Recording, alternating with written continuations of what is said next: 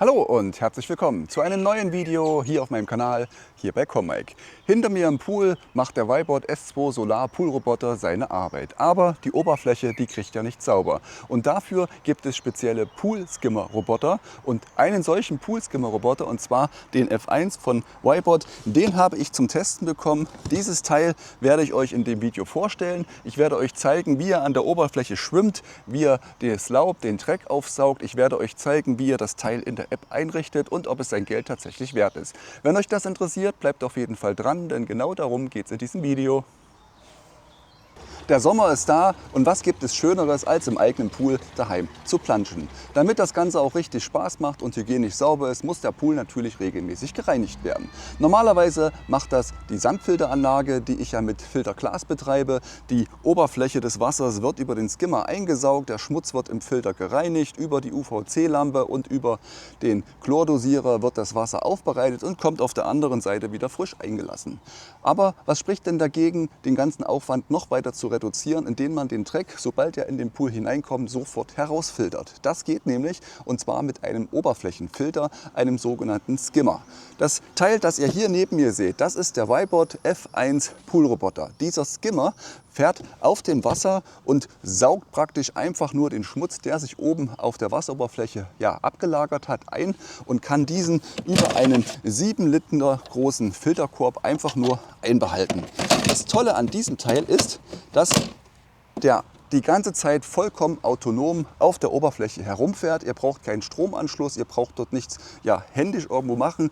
Das Teil hat auf der Oberseite ein großes Solarpanel und fährt so lange, wie ihr das möchtet. Über die App könnt ihr das individuell einstellen. Tja, warum nutze ich sowas? Ganz klar, ich habe einen Skimmer, ich habe einen Oberflächenfilter in dieser Art, aber es gibt viele von euch, die haben zum Beispiel einen Aufstellpool und haben gar keinen richtigen Skimmer, sondern nur die beiden Schläuche, um das Wasser über die Filteranlage laufen zu lassen. Für euch wäre ein solcher Skimmer absolut sinnvoll.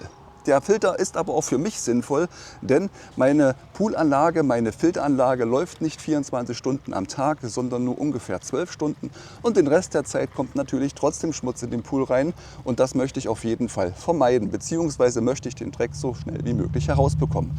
Ein zweiter Grund, warum ich diesen Roboter gerne teste, ist, dass ich an meinem Filterkorb, an meinem Skimmer solche Netze verwende, um den Schmutz, den feineren Schmutz vorab schon zu filtern. Diese Netze werden in den Skimmerkorb eingelegt und filtern den groben Schmutz und dergleichen raus. Allerdings sind die nach einer Woche dermaßen verkeimt, dass ich sie immer wieder ausspülen muss. Und ich würde mir auch wünschen, dass da einfach weniger Dreck überhaupt erst zum Skinner hinbekommt.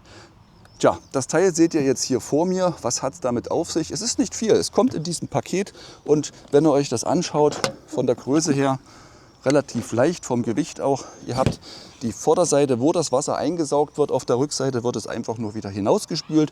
Den Korb kann man bequem rausnehmen, kann den auch ausspülen, wieder reinhängen. An der Seite sind Räder, bedeutet, dieser Roboter kann an der Wand entlang fahren. Über diese kleinen Rädchen bleibt er auf der richtigen Position. Und auf der Rückseite habt ihr lediglich einen Schalter zum Einschalten und für den Fall, dass das Solarpanel nicht ausreicht, gibt es einen Stromanschluss. Dieser Stromanschluss wird gespeist bei uns in Deutschland über 220 Volt.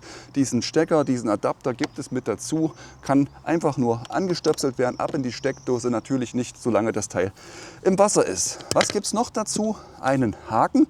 Den Haken müsst ihr an euren Stiel von eurem Kescher, wie auch immer, dran machen.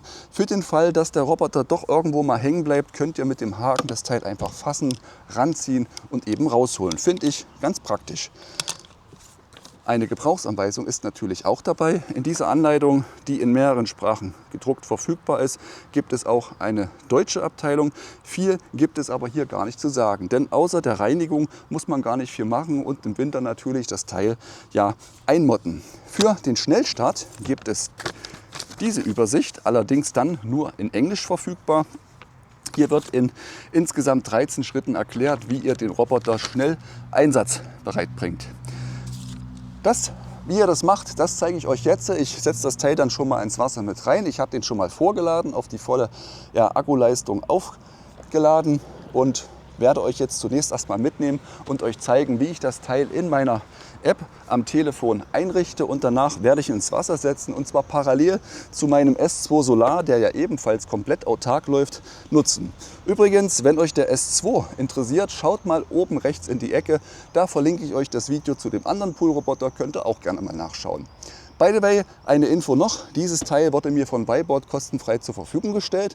Der Wiboard F1 Pool Skimmer lässt sich natürlich auch manuell am Gerät steuern. Er hat nur einen einzigen Knopf, draufgedrückt, reingesetzt ins Wasser, dann macht er einfach seine Bahn.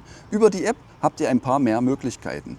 Den App könnt ihr entweder über den QR-Code in der Anleitung herunterladen oder ihr schaut einfach mal unter dem Video in die Beschreibung. Dort findet ihr die Links für den App Store als auch für den Google Play Store. Ich habe die App bereits geöffnet und ihr seht auf der linken Seite meinen Wiboard S2 Solar Pool Roboter, der ja im Pool noch seine Bahn zieht.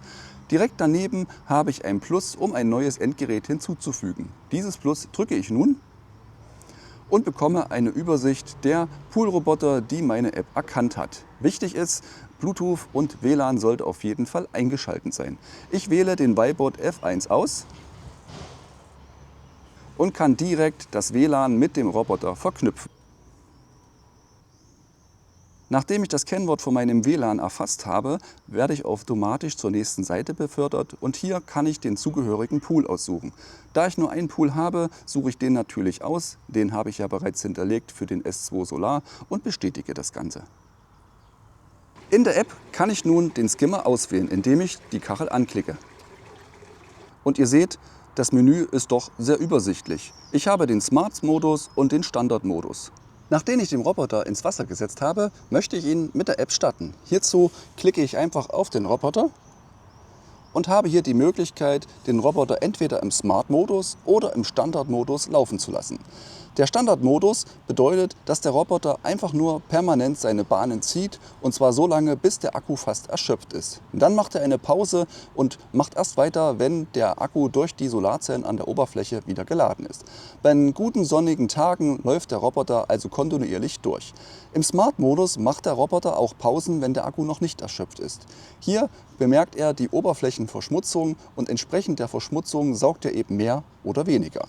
Ich starte das Ganze jetzt einfach mal im Smart-Modus, indem ich das Menü ausgesucht habe und über Reinigung starten den Roboter starte.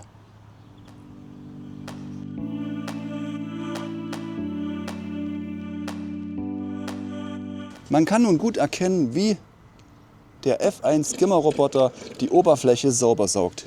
Ihr seht, die Insekten, der Schmutz, alles wird hineingesaugt.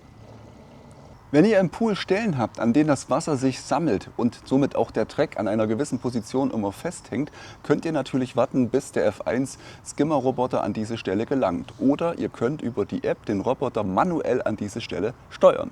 Das werde ich an dieser Stelle mal tun, indem ich der App einfach sage, sie möge bitte die Reinigung zunächst stoppen. Anschließend klicke ich auf Fernsteuerung, bekomme hier einen kleinen Cursor angezeigt und kann nun den Roboter manuell steuern. Ich kann ihn nach hinten fahren lassen, ich kann eine Kurve fahren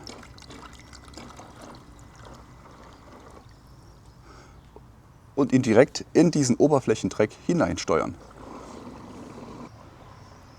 Im Gegensatz zum Wiboard S2 Solar Pool Roboter reagiert der F1 Skimmer sehr, sehr schnell. Klar, der andere Roboter fährt unter Wasser, da muss das ganze Signal erst einmal in diese Sonartechnik übersetzt werden. Hier steuere ich das Teil direkt über Bluetooth bzw. über das WLAN-Signal. Während der Roboter seine Runden im Pool dreht, noch ein paar Details und Spezifikationen, die ich euch an dieser Stelle mitgeben möchte. Der Wiboard F1 ist, wie bereits erwähnt, ein solarbetriebener Poolskimmer. Ihr könnt ihn aber auch direkt über die Steckdose aufladen. Wichtig ist aber, das Ladegerät ist im Lieferumfang nicht enthalten und muss separat gekauft werden. Das Gerät hat die Schutzklasse IPX8, gibt es in verschiedenen Farben und der Einsatz ist möglich bei Temperaturen von 5 Grad Celsius bis maximal 35 Grad Celsius. Alle Poolformen sollen geeignet sein. Ich kann das natürlich nur für meinen Pool bestätigen, der im Großen und Ganzen eckig ist. Hier gab es keinerlei Probleme.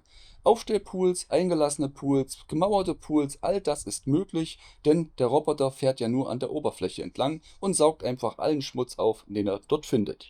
Die Poolgröße ist nicht begrenzt. Der Hersteller gibt hier eine unbegrenzte Poolgröße bzw. Oberfläche an. Natürlich sollte euch klar sein, dass ihr riesengroße Wasserflächen wie in einem Schwimmbad mit einem einzelnen Poolroboter nicht wirklich effektiv reinigen könnt. Aber für den Privatbereich sollte das auf jeden Fall reichen.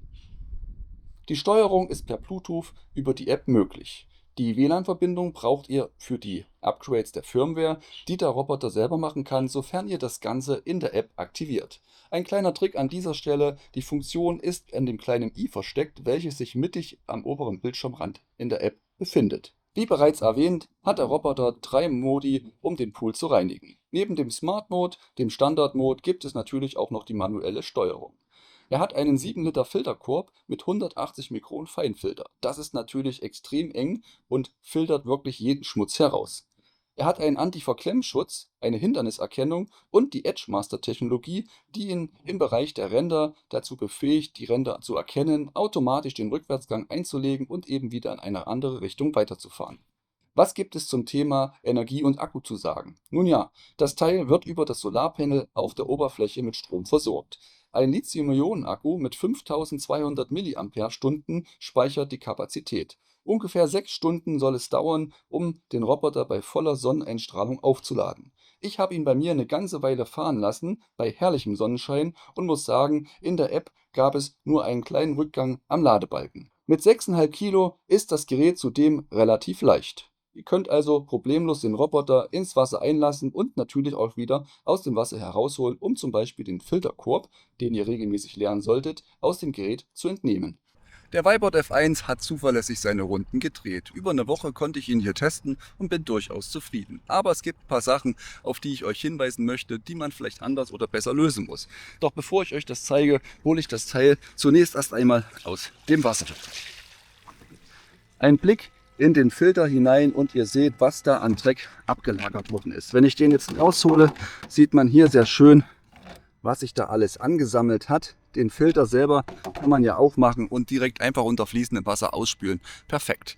Was im Moment wirklich heftig ist, sind tausende Millionen von Flugameisen, die sich pünktlich zu meinem Test hier bei mir versammelt haben und regelmäßig ins Wasser abstürzen, um dort Harakiri zu begehen. 2 Sachen könnte man an dem Gerät vielleicht noch verbessern. Die eine Sache betrifft die Erkennung von Widerständen im Wasser, zum Beispiel meiner Treppe. Die Treppe, die oberste Stufe, hat eine Wassertiefe von ungefähr 10 cm und wenn der Roboter hier lang fährt, bleibt er mit seinem Hintern, der etwas tiefer ist, mitunter hier an dieser Kante hängen. Wenn er einmal hängt, dann kommt er nicht von alleine wieder los, da fehlt dann einfach der Wasserdruck, die Power, um den wieder loszureißen, und dafür hat Vibot einen Stopper integriert in allen Ecken, und zwar diese Teile hier. Die kann man in der Tiefe verändern und diese Teile sorgen dafür, dass der Roboter, wenn er auf dem Hindernis stößt, dass er aneckt und eben nicht weiterfährt. Das Problem, das ich hier habe, ist, wenn mein Solarabsorber aktiv sind, und das sind die Matten, die auf insgesamt knapp 24 Quadratmetern dort oben auf den Dächern liegen, sinkt der Wasserstand etwas ab.